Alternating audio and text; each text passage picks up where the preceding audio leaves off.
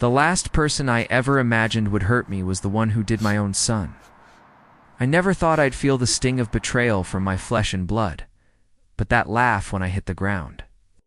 That was when I realized that trust is a lie and love can become a weapon. Before we continue, kindly hit the subscribe button and tell us in the comments from where you are watching our video. I had always trusted my son. Yes. He was the one person I thought would never hurt me. But that day, everything changed. I'd been fixing the faucet in the kitchen, just a little leak, nothing too complicated. The type of thing I'd done 1,000 times before. But this time he was there. He said he'd help. His way of being. A man, he said. I never asked him to. I didn't need his help. But still, I let him. Hand me the wrench, I said, trying to tighten the pipe under the sink. He was supposed to pass it to me. But instead, I felt a shove. Watch out, old man, he said, laughing as I stumbled, trying to keep my balance. Before I could even react, my feet slipped on the wet floor. My body slammed hard onto the ground. Pain shot up my back, my arms, my legs, everywhere. But what hurt the most wasn't the pain. It was the sound that followed. The sound of my own son laughing. I lay there, stunned, my head spinning. Da da da da da da da da da. Are you kidding me? I muttered, my voice barely a whisper. He was still laughing. That same laugh that I used to love when he was a child, full of joy. Now, it felt like a dagger in my chest.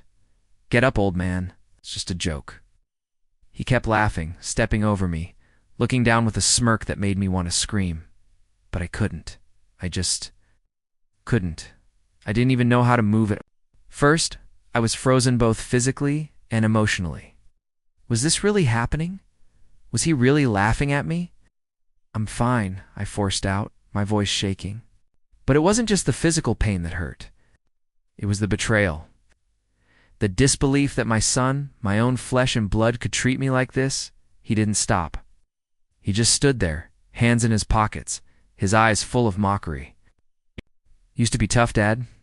What happened? I could feel my heart pounding in my chest. His words, they cut deeper than any physical pain could. What happened to you? I spat, struggling to sit up, my hand shaking. He just shrugged. I don't. No, maybe you're getting old. I couldn't believe it. I stared at him, the boy I had raised, the one I thought understood me. He was a stranger. Help me up, I said, my voice trembling more than I wanted it to. For a second, I thought he might. I thought he would reach out, offer a hand, do something. But instead, he kicked the pipe I was working on, sending a jolt of pain through my wrist. You should have asked for help earlier. Maybe you wouldn't have fallen. He laughed again, louder this time. His words were like nails in my chest. I couldn't move. I was stuck in this moment where the son I loved and trusted had turned into someone unrecognizable. I wanted to yell at him, to scream all the things that were swirling inside me. But all I could do was sit there, my heart heavy. I couldn't even say it. He wasn't the boy I raised anymore. Not the boy I had worked so hard for. Not the boy who once came to me for advice, for guidance, for help. I never thought you'd be the one to hurt me, I whispered, the words barely escaping my lips. But he didn't care. He never even looked back. He was already walking out of the room, heading toward the door. You're getting soft, old man. I'll see you later. I stayed on the floor. I didn't even know what to do. All I could hear was the sound of his footsteps fading away, leaving me there, broken, not just physically, but emotionally too. I couldn't believe it. I had raised him, given him everything, and this is how he treated me. I could feel the anger bubbling up, but also something else, a deep, hollow pain. I never thought my own son would be the one to make me question everything I believed in. I never thought he would laugh when I fell. His laughter echoed in my ears as I lay on the ground, unable to believe what had just happened. I had spent my life teaching him right from wrong, making sacrifices and showing him what family was supposed to mean. But now, I wasn't sure. If any of it had ever mattered, I stayed on the floor longer than I should have. Not because I couldn't get up, but because I couldn't wrap my mind around the betrayal. The weight of it was too much. As I slowly stood, wincing from the pain, I couldn't help but think, what the hell happened to us? I didn't sleep that night. I couldn't. Every time I closed my eyes, all I saw was his face, the same boy. I'd raised the one I thought I knew better than anyone standing over me as I lay there, helpless on the floor. The image kept replaying in my mind over and over again, till it felt like I was suffocating. But I couldn't just stay there. I had to talk to him. I had to figure out why he did it, why he laughed. So I waited for him to come home. My body, tense. My heart beating so loud I was sure he'd hear it before I even said a word. When he walked through the door, I didn't say anything at first. I just stood there, staring at him, hoping he could see the hurt in my eyes. He saw it all right. But it didn't stop him from shrugging, his usual cocky grin plastered on his face. "What's up, old man? Don't old man me?" I clenched my fists, trying to hold myself together. "What the hell happened back there? You think it was funny, don't you?" He scoffed. "Come on, Dad, it was just a joke. Don't take everything so seriously." I felt my blood boil. "It's just a joke," I repeated, voice shaking. "You pushed me, you watched me fall, and then you laughed. That's not a joke. That's something else." He ran a hand through. His hair clearly bored with the conversation. "I didn't mean for you to fall, all right? But you're being way too sensitive. I mean, come on, get a grip, will you?" I couldn't believe it. The words cut deeper than any fall ever could. "Get a grip? Should have known better, Dad. You're always complaining about your back, your knees. You really thought you could just bend down like that without something going wrong? You're too sensitive, that's all. It was just a joke. Lighten up." His voice was so casual, so dismissive, like it was nothing. Like he hadn't just torn me apart with his careless words and actions. I opened my mouth to say something, but I couldn't find the words. I felt ... small, like all these years of being his father, guiding him, protecting him, had meant nothing. "Is this who you've become?" I finally managed to ask. The question barely left my lips before I regretted it. "What?" He looked confused, but I saw that same smirk tugging at the corner of his lips. "I'm not the one who can't take a joke, old man." I staggered backward. I couldn't breathe. How was this happening? How had it come to this? I raised you, gave you everything, and you just laugh when I fall? I shook my head, trying to make sense of it. "I don't even know who you are anymore." His eyes narrowed slightly, but he didn't seem sorry. Not one bit. "You don't get it, Dad, but I'm not a little kid anymore. You can't control me like you used to. Honestly, I don't need you to." I felt the words hit me like a slap to the face. Control? I never tried to control him. I never asked for that. All I ever wanted was for him to respect me, to understand me. But instead, he was just gone. The realization hit me hard. I was standing there in my own home with a son who couldn't care less about me, who saw me as weak, as old, as nothing but a man he could laugh at, and I had nothing left. I looked at him one last time, seeing the arrogance, the distance in his eyes, and I knew that this wasn't just about the fall. This was about something much deeper. Something broken between us that couldn't be fixed with words. "Maybe I am too sensitive," said quietly, feeling the weight of those words like a boulder on my chest. "But you should have known better." Turned away from him, not waiting for a response. I couldn't stand to look at him anymore. I couldn't stand to see the boy I raised disappear into someone I didn't recognize. As I walked away, my thoughts felt like a whirlwind. How could he do this? I questioned everything, the years of sacrifice, the moments I'd thought mattered. Was any of it real? Was my love for him real? Or was it just me holding on to a lie? I sat down at the kitchen table, staring blankly at the empty chair across from me. I used to picture us sitting here talking about life, but now I didn't know if that was even possible anymore. Everything felt like it was slipping away, piece by piece, and I couldn't stop it. I locked myself in the study that night. I needed space, needed to think. The walls felt like they were closing in around me, the silence suffocating. The only sound was the steady ticking of the clock on the wall. Every tick felt like a reminder. That time was slipping away, time I'd wasted. I sat at the old desk, staring at the papers in front of me, but I couldn't focus. My thoughts kept drifting back to him. Right. My son. The boy I'd raised with so much hope, only to watch him laugh at me when I needed him the most. I rubbed my face, trying to push the images away, but they wouldn't leave. The way he stood there, so cold, so dismissive. The way his words laugh code in my mind, making my chest tighten with anger and disbelief. I wanted to scream. I wanted to march back into that house, drag him by the collar, and make him feel the weight of his actions to make him pay. For everything. But as the thought flickered through my mind, something deeper stopped me. What would it prove?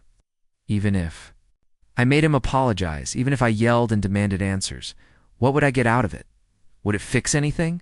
Would it change the way I felt? The way I saw him? I didn't know. But what I did know was that something was broken inside me too. I'd spent so many years trying to be the father he needed. I'd sacrificed. I'd worked hard to provide, to teach him right from wrong. But somewhere along the way, I'd lost. Myself, I had let him become the center of my world, and in doing so, I had stopped taking care of the one person who mattered most. Me. I wanted revenge, I thought. I wanted him to know what it felt like to lose everything. Something gnawed. At me, a quiet voice deep inside my head. What if it wasn't him who needed punishment? What if it was me who needed to change? I leaned back in the chair, closing my eyes. The anger was still there, deep in my gut, but something else had begun to take shape, a different kind of understanding. I got a recognition that the only thing I could control in this situation was me. I couldn't fix him, couldn't change his heart, his values, but I could change mine. I thought about what would happen if I took the path of revenge. It wouldn't heal me, would only drag me down into more pain, more bitterness. And for what? To get some twisted sense of justice. No, that wasn't the answer. What if I just let the consequences unfold on their own? It wasn't the easy path, but maybe it was the right one. Karma had a way of finding people. It always did. And if I stepped aside and allowed him to experience the consequences of his own actions, without my interference, maybe that would be the most powerful thing I could do. I opened my eyes, and for the first time in days, I felt a flicker of clarity, sense of control. I didn't need revenge. I needed peace. I leaned forward, my hand trembling slightly as I reached for the drawer. The papers inside were the last thing I'd been putting off. The will. It wasn't something I'd thought about in a long time, but now it seemed like the first real step I could take. I picked up the pen and looked at the signature line. I didn't have to make drastic changes. There were things I could adjust, small things, things that would send a message, not just to him, but to myself. My son had taken me for granted. He treated me like a joke. I wasn't a joke. Not anymore. I wrote my name carefully, slowly, and with each stroke of the pen. I felt a little stronger. This was my way of regaining control, setting the stage for whatever came next. I wasn't going to chase him down for an apology. Wasn't going to beg for respect. I was going to let the world do what it always did with people like him, let him face his own mistakes without me lifting a finger. I didn't need him to understand me, needed to understand myself. I signed the will, sealed the envelope, and I pushed it into the drawer.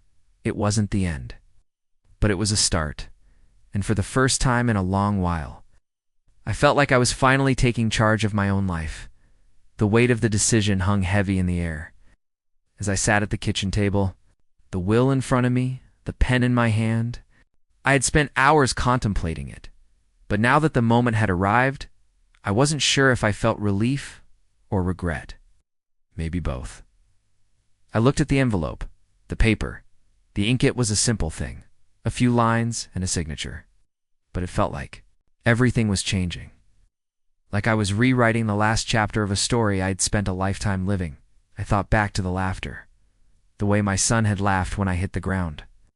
How easily he dismissed me, as though my pain didn't matter. I couldn't forget that moment, no matter how much I tried. I knew I couldn't undo the hurt, but I could make sure it never happened again.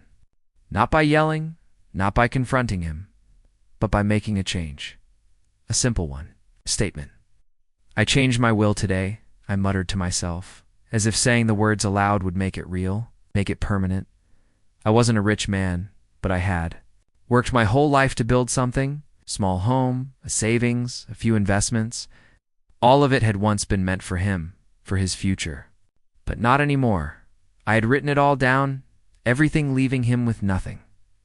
He wasn't going to inherit my wealth, wasn't going to get anything from me after I was gone. The silence in the room felt suffocating, but beneath it there was a sense of calm, a quiet empowerment that I hadn't felt in years, for so long. I had been afraid of losing him, of cutting him off, of being seen as weak. But today, I realized Dai wasn't weak, wasn't scared anymore. I took a deep breath, steadying my hand. The decision was made. I still felt a twinge of guilt, though. It gnawed at me like a shadow in the corner of my mind. Maybe it wasn't the right thing to do. Maybe there was still a chance to fix things, to make it right, but as I looked down at the signed document, I couldn't shake the feeling that I had no choice. What was the alternative? Let him keep walking all over me. Let him continue to think that his actions didn't have consequences. No, that wasn't the lesson I wanted to teach him. He had crossed the line, and it wasn't about the money. It wasn't about material things. It was about respect, about boundaries, about not allowing someone to tear you down and then expect you to rebuild them. I had been his father for so long, but now I had to be something else. I had to be a man who took care of himself, who stopped bending to the will of someone who didn't deserve it. I stood up from the table, the will tucked securely into the drawer. I didn't need to show it to anyone. It wasn't about proving anything. It was about me, about taking control of my own life and my own decisions. I did what I had to do. I whispered to the empty room, as if trying to reassure myself. I wasn't going to beg for love. I wasn't going to keep giving him chances, only to watch him laugh when I fell. I would let him face the consequences of his own choices. If that meant losing me, then so be it. And if he ever came to understand what he'd lost, if he ever realized the weight of his actions, well, that would be his journey. It's not mine. For now, I was at peace with it. Finally, in control of my own life, I took a step back. I was done trying to fix what was broken. It was time for him to see what happens when someone decides to stop. Playing the fool, the silence in the room seemed to hold its breath just like me. I wasn't angry anymore. I wasn't even sad. I was simply done. It's funny how quickly things change when you stop paying attention. At first, it was small. Little things. A missed phone call, a delay in a visit, an empty promise here and there. But the cracks in my son's life began to show, and I couldn't ignore them any longer. I wasn't checking up on him, wasn't making excuses for him as I had done for so many years. But it was impossible to miss. His once steady, confident stride was now a stumble. The boy who had once walked with his head held high now looked like he was walking a tightrope, balancing on the edge of something he couldn't control. I first noticed it during a visit to my sister's house. She had invited us all for a family dinner, and it was supposed to be a casual gathering. But my son showed up late, his clothes disheveled, his face drawn and tired. He didn't smile when he walked in. He didn't greet anyone with the usual energy. He just sat down, eyes vacant, as if the weight of the world was pressing down on him. He didn't even make eye contact with me. I could feel the tension in the room. People exchanged glances, but no one said anything. The longer we sat there, the more I could feel the space between us growing. Finally, I couldn't take it anymore. "Hey," I said, breaking the silence. "What's going on with you? You've been acting off for weeks now?" He looked up at me, his eyes bloodshot, his expression defensive. "I'm fine," he muttered, rubbing his temples. Just tired. "Just tired?" I repeated, the words sounding hollow. I didn't believe him. I'd been around long enough to know when someone was lying. I watched him for a moment.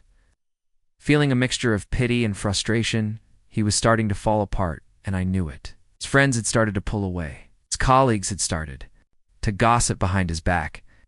He didn't need me to tell him that. "You're messing up, son," I said, my voice quieter now. "This isn't the same boy I raised." He looked away, not meeting my eyes. "You wouldn't understand," he muttered, his voice barely audible. It was then that I saw it, the real damage. The boy who used to come to me for guidance, for advice, was no longer there. All that was left was a stranger, a man who didn't know how to handle the weight of his own mistakes. I felt a sharp pang of sympathy. It wasn't what I wanted. I hadn't wanted him to fail, to fall so far, but I had warned him. I'd given him every opportunity to change, to turn things around. And now, as I watched him struggle, I felt a strange mix of regret and guilt. Was I too harsh? Had I made a mistake by cutting him off, by withholding my support? But then I remembered the laughter, the coldness in his eyes when he watched me fall. He had done this to himself. I had made the right choice. The guilt was still there, of course, but it didn't outweigh the truth.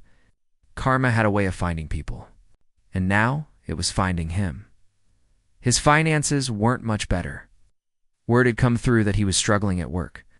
His business deals weren't closing, and his bills were piling up. There was no more talk of fancy dinners or vacations. It was falling. And the more I stayed away, the harder it seemed to be for him to get back on his feet. I tried not to feel sorry for him. Tried not to fall into the trap of giving him what he wanted, the help, the comfort. But deep down, I knew this was what had to happen. This was the price of his actions. He had made his bed. Now he had to lie in it. Still, I couldn't shake the feeling that I was watching him drown, and I couldn't pull him out. I walked away from that dinner feeling a strange emptiness. Part of me wanted to reach out, to pull him back from the edge. But I knew better. He had to figure it out on his own, just like I had to figure out how to live without him. The dinner table felt heavier than usual. It wasn't just the food, although. The roast beef and mashed potatoes seemed to have lost their usual appeal. The air was thick with an unspoken tension, one that seemed to hang over everyone in the room, especially me. I could feel my wife's eyes on me. We'd been divorced for years, but she could still read me like a book. And tonight, it wasn't hard for her to see that something had changed. Something deep inside me was different. And she wasn't about to let it go unnoticed. "You're not eating," she said, her voice cutting through the quiet clink of silverware. "What's going on, eyebrow? What's going on, Stan?" "Look up from my plate." "Nothing," I said quickly, more out of habit than honesty. I couldn't tell her. I didn't know how to explain it. "Don't lie," she said, her voice sharp now. "You've been distant lately. I don't know what's happening between you and Tommy, but this isn't like you." I felt my stomach tighten at the mention of my son's name. His face flashed in my mind, the coldness, the detachment, the laughter. And I pushed the thought away hard. "I'm just tired," I muttered, avoiding her gaze. "It's been a long week." But she wasn't buying it. "You've been like this for weeks, Stan," she pressed, her voice softening. "You can't just shut him out. He's your son." There it was. The thing that everyone had been afraid to say, the thing I knew was coming. I felt a sharp pain in my chest, a mix of guilt and frustration. I loved my son. I always had. I would have done anything for him. But he had pushed me too far. He had laughed when I fell, had treated me like a fool. I couldn't just forget that. "I'm not cutting him out of my life," I said, my voice rougher than I meant it to be. "But I can't keep pretending everything's okay when it's not. He's not the same person anymore." "Maybe he's not, but you're his father," she argued, her tone soft but pleading. "You don't just turn your back on your own flesh and blood. What are you going to do?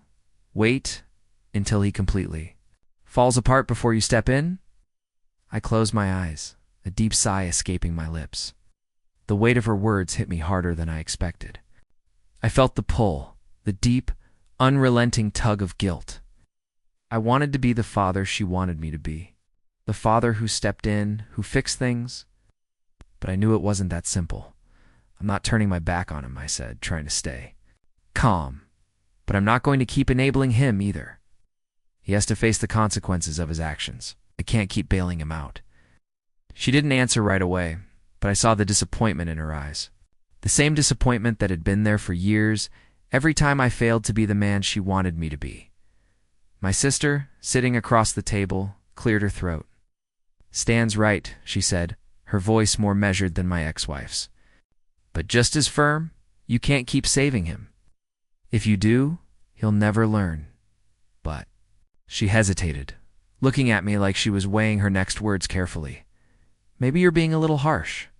Tommy's still your son, Stan? Don't you think you owe him a chance to fix things? I opened my mouth to speak, but the words didn't come. What was there to say? I wanted to believe that what I was doing was right. I had to. Because if I didn't believe it, if I didn't hold firm, I'd crumble. But every part of me, every fatherly instinct told me to reach out, to offer him forgiveness, to help him when he needed it the most. I can't, I finally said, my voice small, barely a whisper. I've done all I can.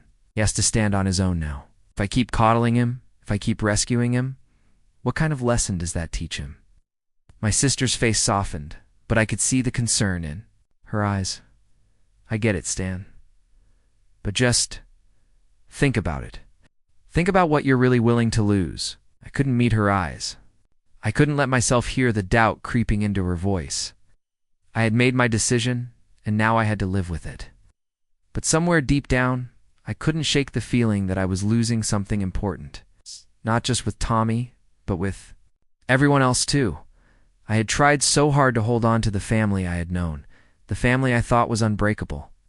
But now, as the distance between me and my son grew, so did the distance between me and everyone else.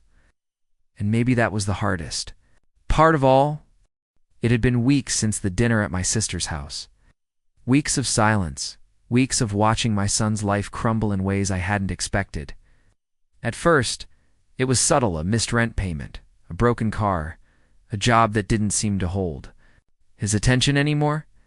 But it didn't take long for the cracks to widen, and soon I was hearing things I couldn't ignore. The calls from friends who no longer wanted to hang out with him, the whispers about his work ethic, how his behavior had changed. The rumors about his bad decisions, about how people had started to see through him. The fall from grace was swift. And though I tried to look away, it wasn't easy. I hadn't heard from him in days when he finally showed up at my door. I didn't expect a knock, not after everything that had happened. I opened it slowly, half expecting it to be someone else. But there he stood, my son. His eyes were swollen, his face thinner than I remembered. The cocky, self-assured man who had walked out on me weeks ago was now nothing more than a shell of the person I had once known. "Dad," he said, his voice unsteady. "Can we talk?"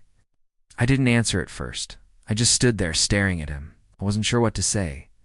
Was this another one of his schemes? A way to worm his way back into my good graces? To manipulate me into helping him again? His hands trembled slightly at his sides. I'm sorry. I was wrong. "Please, just give me another chance," he said, his voice breaking. For a moment, I almost felt something stir inside me. His eyes were full of desperation, the kind of desperation that made me feel pity, maybe even sympathy. Was this the same person who had laughed when I fell? The same boy who had turned his back on me without a second thought? "You think an apology is going to fix everything?" finally said, my voice steady but cold. He flinched at the words, but he didn't look away. "I know I messed up," he said quickly, stepping closer, his voice almost pleading. "I was wrong. I shouldn't have treated you like that. Please, Dad, I need you." I took a step back, the words hanging between us like smoke. He needs me. I hadn't heard that in so long. Something in his voice felt rehearsed, too polished for someone who had genuinely changed. It felt like he was playing a part, as if he thought saying the right words would make it all go away. "I've seen what's happening to you," I said quietly. "But that doesn't mean I'm going to save you. Not anymore." His eyes widened. "What? But you can't just leave me like this. I'm your son." "I know who you are," I said, cutting him off. "I've always known who you are. But the truth is, I don't know who you've become. And I'm not going to keep enabling you. Not after everything you've done." There was a long silence between us, and for the first time in a long while, I felt in control. But I also felt something else, a bitter sweetness, a sense of satisfaction mixed with sorrow. He wasn't the boy I had raised. He wasn't the boy who had looked up to me with admiration. The man standing in front of me was someone else, someone I barely recognized. His shoulders slumped, I don't know what to do anymore, Dad. Everything's falling apart, my friends. They're gone. I don't even have a job now. I didn't say anything. I knew he was trying to pull at my heartstrings, trying to make me feel guilty for letting him fall. But I had let him fall, and it was the hardest thing I'd ever done. But he had to learn. He had to face the consequences of his actions. No matter how much it hurt, he took a step back, his voice quieter now. I was wrong, Dad. Please, just ... please help me. Ow! The words stung. But there was a part of me that knew this was all part of the game. His regret was real. I could see that. It wasn't enough. Not yet. You're not the same person who walked out of here a few weeks ago, I said, my voice steady. But I'm not going to be the one who fixes it. Not this time. His face twisted in frustration, and he turned to leave without saying another word. I didn't stop him. I watched him walk down the steps, his shoulders hunched, his footsteps slow. It was then that I realized how much I had changed. I no longer saw the boy who needed my help. I saw a man who had to face his own mistakes. I had to let him now. A healing is full of challenges, but it feels worth it. The days were slowly starting to feel different. Not in any grand, sweeping way, but in the small, subtle changes that crept up on me when I wasn't paying attention. I had spent so much of my life in survival mode. My world had revolved around work, around my son, around doing what was necessary to hold everything together. But now it was different. I could feel it deep inside. Something had shifted. It wasn't easy. Nothing about it was easy. The guilt still tugged at me, especially when I thought about Tommy. His face, his voice, the desperate look in his eyes. It haunted me. But I had come to realize that my life didn't revolve around him anymore. I had stopped looking over my shoulder, waiting for the next crisis to hit. I stopped feeling like I owed him or anyone my emotional well-being. It was time to take care of myself. I started small. A walk in the park one morning, a cup of coffee with an old colleague I hadn't spoken to in years. It felt good. It felt like breathing again. For so long I had been suffocating under the weight of everything, trying to keep everyone around me afloat. But now, it was time to find my own air. The more I stepped out, the more I realized how much of myself I had lost in the process of trying to fix everyone else's problems. I had put my life on pause, afraid of what would happen if I stopped. But when I started living for me, when I started finding things I enjoyed again, everything started to feel lighter. One afternoon, I took up painting. I wasn't any good, but it didn't matter. The first time in years, I was doing something simply because it made me feel good. There was no pressure, no expectations, just the brush in my hand, the canvas in front of me. I found myself laughing. Again, genuinely laughing at the mess I had made with the paint. I realized then that I had forgotten what it felt like to be me. Not just a father, not just a provider, but me, man with interests, with passions, the life outside of everyone else's needs. It wasn't just about distractions, though. It was about rebuilding. I began reaching out to people, reconnecting with old friends, making new ones. People who didn't see me as Tommy's dad or the guy who always fixes things. People who saw me as Stan, just Stan, and for the first time in years, felt seen. I'm not the man I was a year ago, I said to one of my friends over drinks. The words slipping out before I realized how true they were. He raised his glass. I can tell. You look lighter, happier. Maybe it was because I had stopped carrying everyone else's burdens. Maybe it was because I had finally accepted that I couldn't fix everything, that some things were out of my control. Maybe, just maybe, it wasn't about revenge. Maybe it was about survival. About surviving this storm I had been drowning in for so long. I wasn't angry anymore. I wasn't bitter. I wasn't the man who had spent sleepless nights worrying about his son's mistakes, trying to fix things that weren't mine to fix. Instead, I was learning to stand on my own again, to find joy in my own life, to take pride in what I had built for myself. There were still moments of doubt. There were still times when I thought about Tommy, about what could have been, about what I had lost. But those thoughts didn't control me anymore. They didn't define me. I defined me. The healing was slow. There were days when the weight of the past seemed to crush me again. Days when I questioned whether I had done the right thing. But there were also days when I felt unstoppable, when I could see how far I had come, and that was worth everything. I heard about it through the grapevine. My son's life was unraveling faster than I had expected. Not that I was surprised. I had known it was coming. I just didn't expect it to happen this quickly. It started with his job, the company he had been working for 4 years, the one he used to talk about with so much pride, let him go. They didn't fire him, not exactly. Told him it was just a layoff, but I knew better. He'd been slacking, missing deadlines, pushing away clients. His reputation had deteriorated, and his boss had simply had enough. Then came the friends. One by one, they started to pull away. I heard rumors about him being irresponsible, about how his behavior had changed. No one wanted to be around him anymore. His charm, the one that used to make people gravitate toward him, was gone, replaced by an anger that no one could ignore. His relationships were next. His girlfriend left him after a long argument, and word on the street was that it wasn't a gentle breakup. He'd pushed her away, driven her to a breaking point, and I could see it. Even from a distance, he was alone. I didn't feel the satisfaction I thought I would. Watching the consequences unfold, watching him fall further and further, should have felt like justice. Right. But it didn't. It felt like watching a ship sink, and I was left standing on the shore, helpless, unsure of what to do. One evening, I received a call from my sister. Stan, he's in trouble. He's calling everyone for help, but no one wants to answer. I think you need to talk to him. I hesitated. It had been weeks since I'd seen him, weeks since I'd distanced myself. Wasn't sure if I was ready to face him again. But my sister's voice on the phone had a note of desperation, and, against my better judgment, I agreed to meet him. I drove to his apartment that night. When I got there, he was sitting on the steps outside.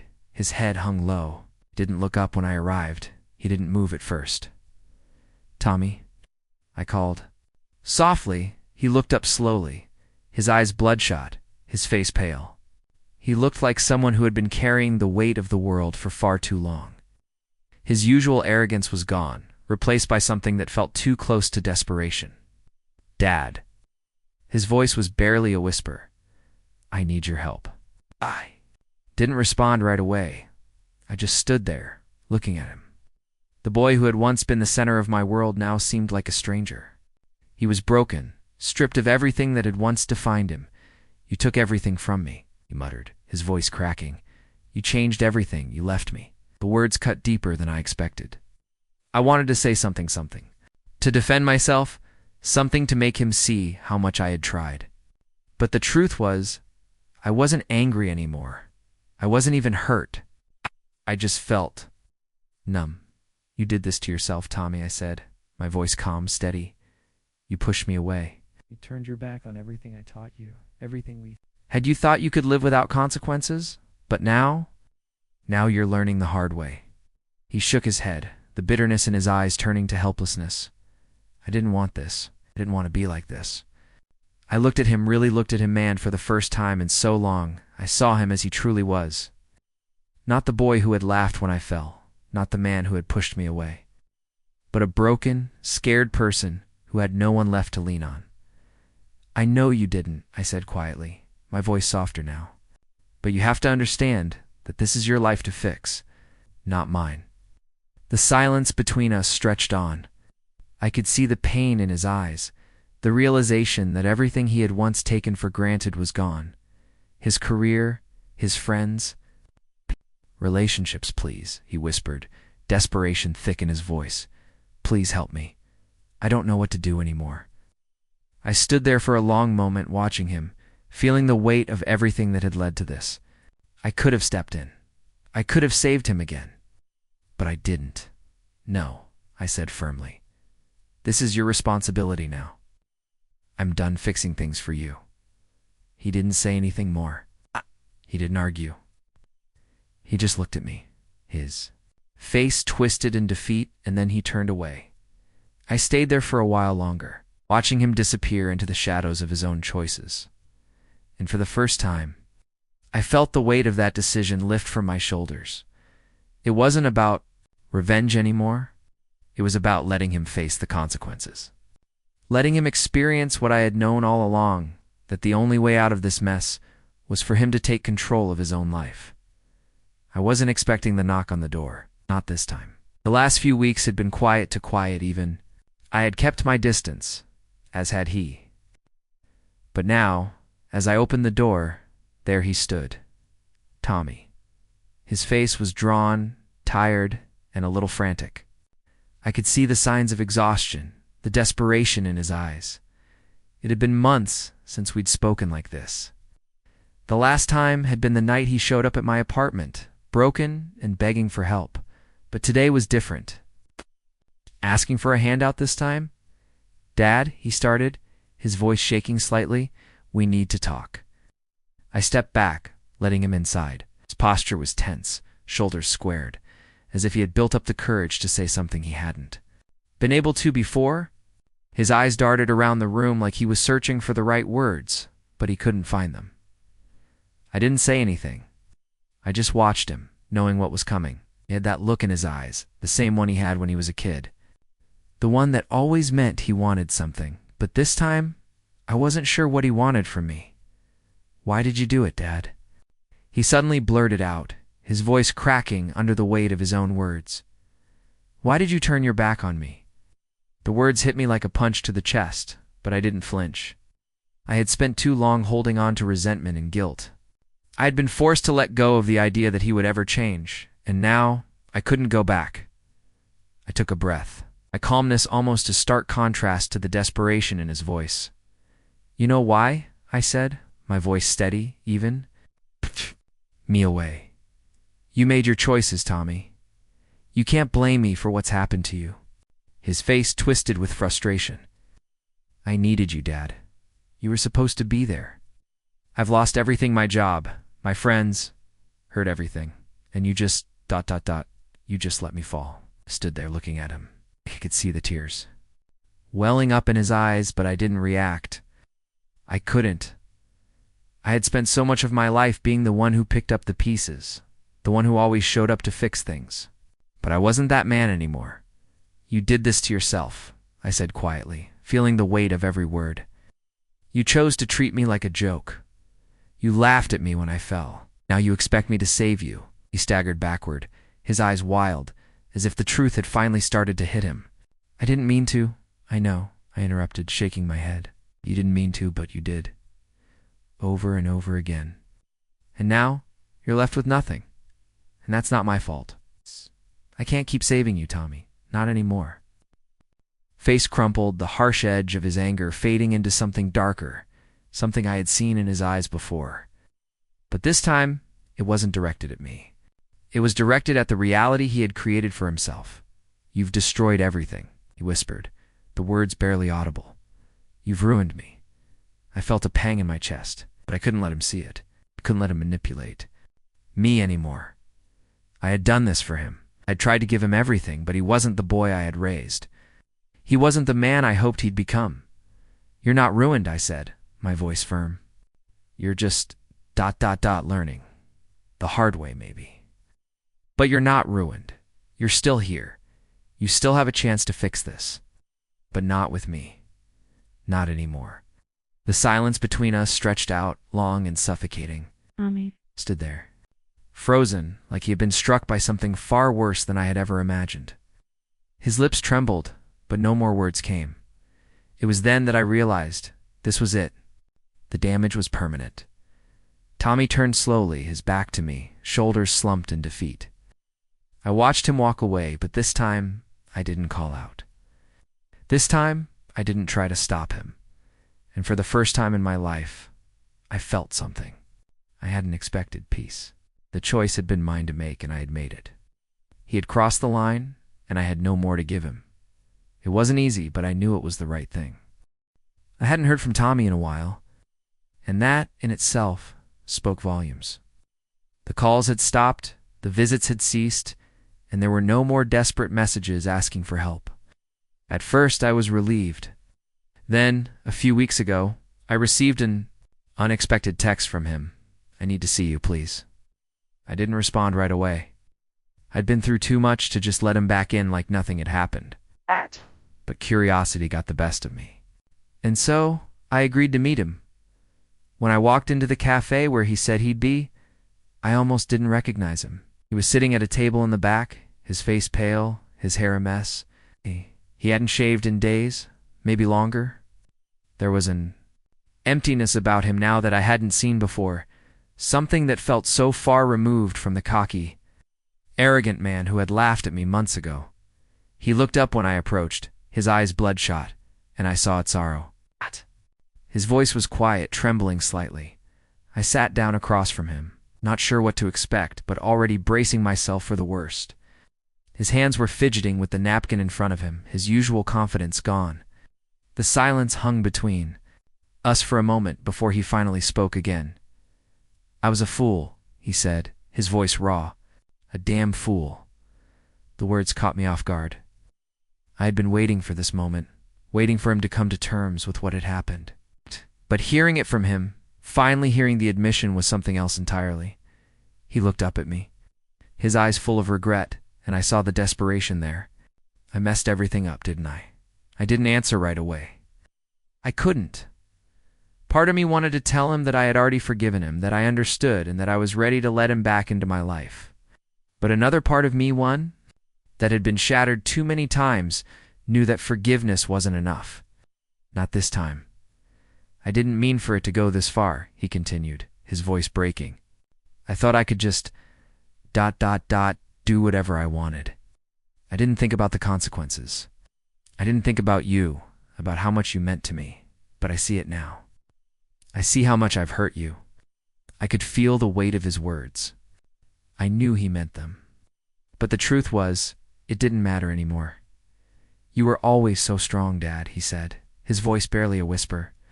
"I thought you'd always be there for me, no matter what, but I see now. I see that I pushed you away. I took everything for granted, and now I've got nothing." His eyes were brimming with tears, and I could tell he was holding back, fighting to keep his composure. It wasn't anger that I saw in him now, but a deep, overwhelming sorrow. The kind of sorrow that only comes from realizing just how far you've fallen. "You didn't just lose me," I said, my voice steady but with a sharp edge.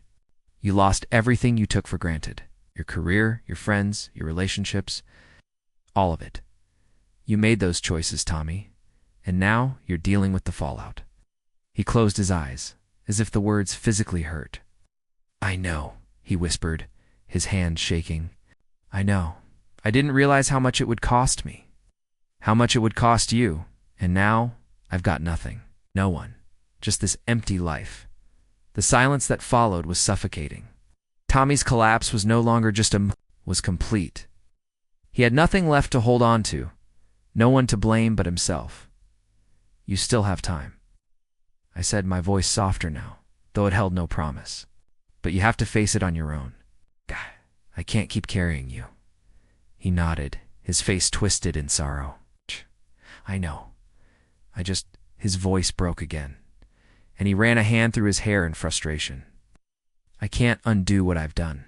I can't fix it." "You're right," I said quietly.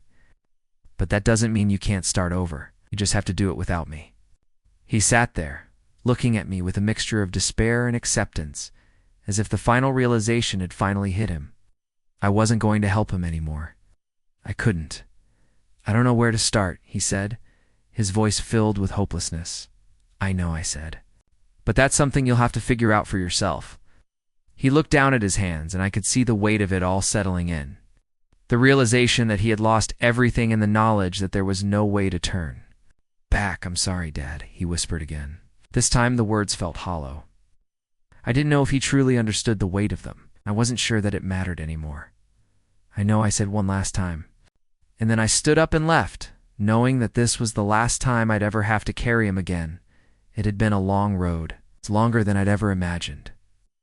But standing there, looking at the wreckage of everything my son had built, I finally felt something I hadn't felt in years. Peace. Tommy had lost it all. His career was over. His friends had turned their backs on him, and his relationships had crumbled. I knew deep down that he had nowhere left to turn. No safety nets, no excuses. This was it. He had to face the consequences of everything he'd done, and there was no one else to blame but himself. When I received the final call from his landlord, telling me that Tommy had been evicted, it hit me like a wave of cold water. But even then, I didn't feel anger. I didn't feel any satisfaction. I just felt quiet. I had spent so much of my life trying to fix him, trying to save him from the world he was making for himself. But the truth was, I couldn't save him anymore. I'd tried everything I could, and he had pushed me away each time. It was his life now, and he was the one who had to rebuild it. It's not me. When he showed up at my door again, he looked even worse than before, unshaven, eyes hollow, clothes wrinkled, and stained. He had that lost look in his eyes, the kind that I had seen in people who had nothing left to hold on to. Dad. I looked at him, but this time I wasn't moved. The instinct to jump in and fix things wasn't there anymore. I had given him everything I had, and now he had to learn that he couldn't keep coming back to me for more. No, I said, my voice calm but firm. You've made your choices, Tommy. I'm not going to keep bailing you out. He stared at me, as if he was waiting for some sign of softness, some crack in my resolve. But I wasn't going to give it to him. Not this time. I know, he whispered, his face falling. I was a fool. I nodded, but I didn't say anything. I didn't need to. The weight of what had happened hung in the air between us. For the first time in a long time, I wasn't angry, I wasn't bitter. I didn't need to make him feel what I had felt. Justice I had been seeking was already done. I didn't seek revenge, I said quietly, my voice steady. I sought peace, and I've found it. He didn't respond. There's nothing more to say. He had finally understood the magnitude of his actions. I didn't need to explain it to him. He knew what he had lost, and the realization seemed to hit him harder than anything I could have said. I stood there, watching him for a moment longer. He was still my son, and I could still feel the faint trace of love for him buried beneath everything else. But it wasn't the same. I had changed, and for the first time in a long while, I felt whole again. I had done everything I could. I had let him go. And in doing so, I had finally found the strength to live my own life again. He turned to leave. But before he did, he looked back at me. His eyes were full of regrets, so much regret, but it was too late for that. I'm sorry, Dad, he said one last time. I nodded, but I didn't say it back. I didn't need to. The words weren't enough anymore. As the door closed behind him, I felt a weight lift off my shoulders. The anger, the guilt, the sorrow, they all started to fade. I had finally let go. I had chosen peace, and for the first time in years I felt free. It's strange the way time works. Yes. Looking back on everything that happened with Tommy feels like it was both yesterday and a lifetime ago. The hurt, the confusion, the overwhelming sense of betrayal that used to consume me. I couldn't think about anything else. It felt like a storm inside me, one that wouldn't stop. But now, when I think about it, I don't feel that same anger. I don't feel that same burning need for revenge. I've let it all go. The past is still there, like scars on a body that is healed. I can see them. I can remember how they were made, but they don't hurt anymore. What hurts now is something different, a quiet sadness for what could have been, for the man Tommy used to be, for the son I thought I could save. But that's not my burden to carry anymore. I don't regret the choice I made. Not anymore. The decision to walk away, to finally put myself first tight, was the hardest thing I've ever done, but it was also the right thing. Tommy had to face the consequences of his actions. He had to see that the world wouldn't just hand him everything, and I had to stop enabling him, stop being the one to pick up the pieces every time he fell. But more than that, I had to stop letting his mistakes define me. For so long, I had let my identity be tied to his, to the idea that I had to save him, fix him, be there for him no matter what. It took me too long to realize that I had been drowning in his problems, forgetting my own life along the way. Now, I stand here, a different man, stronger, more certain of who I am and what I need. I've learned that true strength doesn't come from bearing the weight of others. It comes from knowing when to let go and to stop fighting battles that aren't yours. I've rebuilt myself. I've found my own peace. And even though Tommy may never understand the depth of what I've done, I know that this journey, this painful, agonizing journey, has remade me. Betrayal didn't destroy me. It remade me, I say aloud to myself, finally feeling the full weight of those words, and for the first time in a long time, I feel at peace with who I've become. I don't need to look back anymore. I don't need to regret anything. Done is done, and I've come out of it stronger than ever. I have control of my life again, so that's all I need. If you've ever been through something like this, if you've had to let go of someone you loved for your own peace, let me know. In the comments, how did you handle it? Don't forget to like this video, subscribe, and hit the bell icon. Thanks for watching.